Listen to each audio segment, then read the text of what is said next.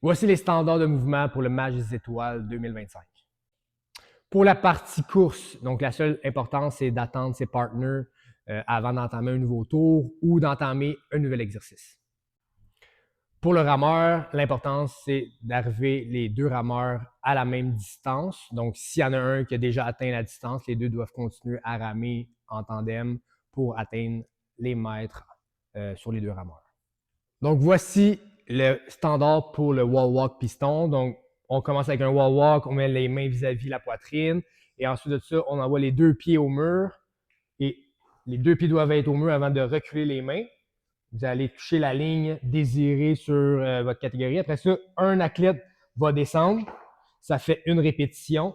Elle revient. L'autre personne est en handstand hold. L'autre personne descend. On est à 2 répétitions. Si vous voulez faire un changement, l'athlète descend. Il y en a un qui peut rester en handstand. On fait le changement. Et ça compte pour une répétition aussi.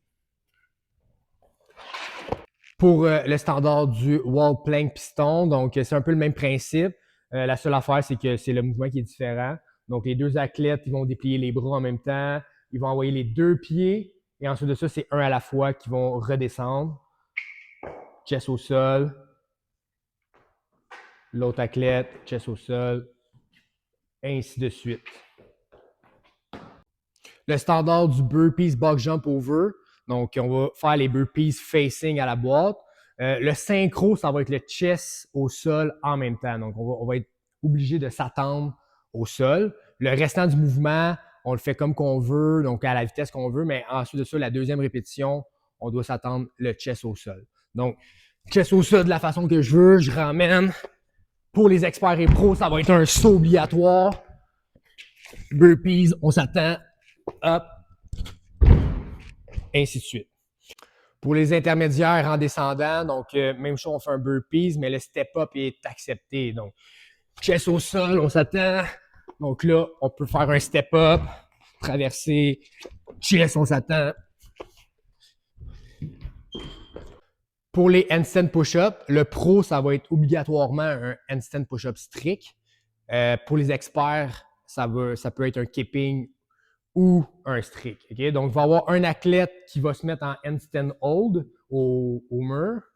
L'autre athlète va commencer ses handstand push-up. Donc là, on va y aller strict. Donc, la tête touche au matelas, l'extension complète des coudes, les talons qui sont sur le plexiglas ou le mur. Si l'athlète débarque du handstand hold, l'autre athlète ne peut plus continuer à faire son mouvement. Pour les intermédiaires et amateurs juniors, on va avoir le push-up and release et en même temps, on va avoir un deuxième athlète qui va être en planche sur les avant-bras. Donc, sur les avant-bras obligatoirement. Donc, l'athlète doit garder la planche tout le long des push-ups. Et ensuite de ça, le push-up, on a un push-up and release, donc les mains décollent. Ensuite de ça, bras en extension rendu en haut. On peut faire la banane si on veut pour remonter. Donc, je pourrais remonter le chest, puis après ça, déplier comme ça, tant que je finis complètement droit. Donc, pour la prochaine séquence, on va avoir 3 équipements. Il va y avoir la fat bar, des dumbbells et des kibis. Vous pouvez changer comme vous voulez d'équipement, OK? Mais les 3 athlètes sont en même temps synchro, OK? Donc, premier mouvement, on a le squat. Donc, la fat bar va être en front rack. Les kibis, ils vont être à côté au niveau des épaules. Les dumbbells à côté sur les épaules aussi. Donc, le synchro se fait rendu locké. Donc, on descend. Là, il faudrait que j'attende mes athlètes en haut avant de refaire ma deuxième répétition. Donc, pour le squat, on veut briser le 90 au complet et locker les hanches en haut.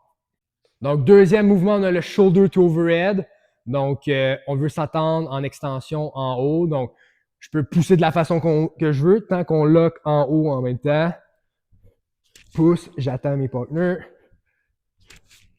Pour le thruster, on veut s'attendre aussi en haut du mouvement en extension complète. On veut faire un squat complet. On brise le 90 degrés et on pousse jusqu'en haut en un seul mouvement. Squat, pousse, squat. Pour la prochaine séquence, là, je parle seulement pour les pros. il y a un athlète qui va faire la séquence de gymnastique. Il y en a un autre qui doit être suspendu à la barre et il y en a un en pause. La séquence, c'est 1 pull-over et 5 bar muscle-up, 9 fois. Mais c'est séparé comme qu'on veut, OK? Donc, ça pourrait tout le temps être le même athlète qui fait le pull-over. C'est pas un complexe, OK? Juste pour être sûr. Donc, le standard du pull-over, on commence les bras en extension complète. Et ensuite de ça, je fais le tour au complet de la barre et je finis les coudes en extension. Ensuite de ça, le bar muscle-up, il faut que j'aille les bras en extension complet aussi dans mon mouvement.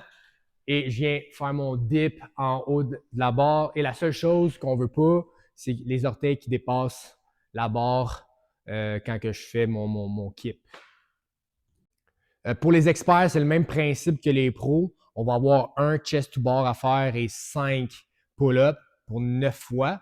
Ça peut tout être la même personne qui fait le chest to bar. On change comme qu'on veut. Ce n'est pas un complexe. Donc, le standard du chest to bar, c'est vraiment, on doit toucher en bas de la clavicule. On commence les bras en extension.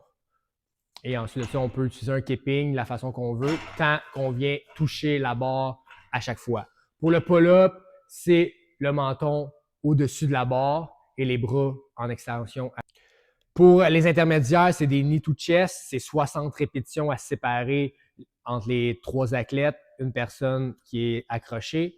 Le standard du knee to chest, on est accroché à la barre et on doit dépasser les talons en haut des fesses et s'assurer que les pieds dépassent la prise de main à chaque fois. Et pour les amateurs juniors, on va avoir un knee high, donc c'est le genou qui dépasse la hanche et s'assurer que les pieds dépassent la prise de main à chaque fois aussi. Donc pour le standard du walking lunge, les pros et les experts, ça va être en overhead. Donc j'emmène ici mon power bag en overhead. On veut le genou qui touche au sol. On ramène droit. J'ai pas besoin de coller mes 2 pieds, mais tant que mes hanches viennent faire l'extension complète. Pour les amateurs, on a le power bag ici aux épaules, derrière la tête, et c'est le même mouvement.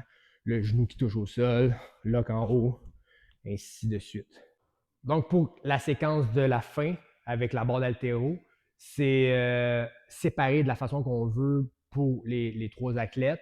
C'est un athlète qui bouge à la fois.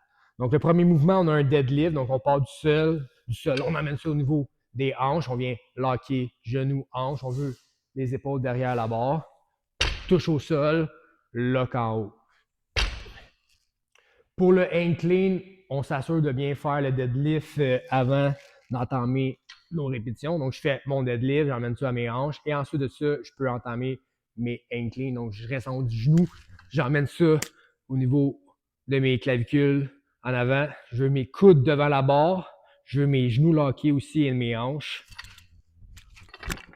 lockés à chaque fois. Puis s'assurer que nos coudes soient en avant de la barre. Donc, dernier mouvement, on a le front squat.